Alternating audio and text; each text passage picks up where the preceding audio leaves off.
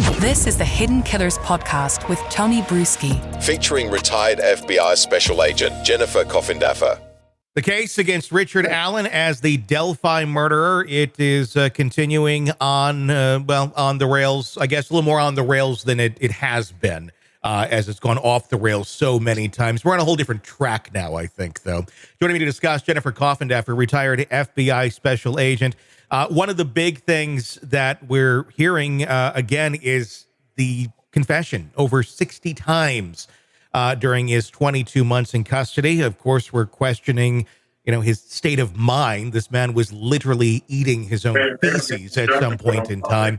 So how well does that stand up as far as a valid confession? There's so many questions as this case gets closer to going to trial. What are your thoughts on the latest hearing and where we're going with this? Well, a couple of things. Anytime somebody confesses to a loved one that's overheard on a monitored phone line, anytime somebody says something to somebody in a locked up facility that's unsolicited, in other words, this wasn't a law enforcement twisting his arm. These were supposed voluntary type confessions. I think they have a lot of credence. Yeah. Of course, the issue is, and I think I can't imagine anyone not subscribing to this except for maybe Judge Gohl and the prosecution team. He was yanked from being a CVS pharmacist, had a wife, had a daughter, all was well in the world, and thrown in a maximum security prison in complete lockup for 23 hours, Tony. This is unheard of for somebody who has not been convicted of a crime. Yeah. And who wouldn't go nuts. If you've seen pictures, there usually aren't windows. You're in a teeny tiny cell. I think his was 9x7 or approximately 9x7. And you're all by yourself. Mm-hmm. You're not doing anything for 23 hours a day after being just your normal, accused murderer citizen. So could that drive somebody crazy? Well, I think it could. He was supposedly eating papers. He couldn't meet with his attorneys, which is a total appealable situation, I think, in this. And I know now, Tony, they're moving him finally to a county facility. Yeah. It's taken all this time. And I think it's way too little too late.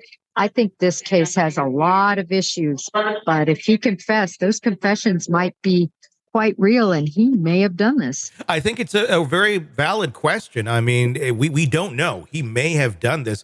Now, does that negate all of the mishandling of this case? No, not at all. That's what I think puts a lot of this into question. It's just the procedure of how they've been handling this guy, where if he did do this, he could possibly walk because of the way that he's been handled from day one. Yeah, no, this case, and it has so many issues too. If you read the probable cause affidavit, in my opinion, it was sorely lacking in terms of credible witness statements in particular. I never did see the probable cause affidavit, I don't believe, for that search warrant. But how did they have probable cause for the search warrant? Now, I do think, and I've always said this, why in the world, all of a sudden, out of all the people, did they put their target on him? And I just wonder, did he make some sort of confession or tell somebody he was involved in this? And that got the wheels rolling, because nothing else makes sense to me. Want more of the podcast without the ads? Then hit subscribe to the True Crime Today Premium Plus channel on Apple Podcasts. Try it now for 3 days, absolutely free. You'll get access to all of our extended advance ad-free episodes instantly, so you can binge without the break. True Crime Today Premium Plus. Search and subscribe now on Apple Podcasts.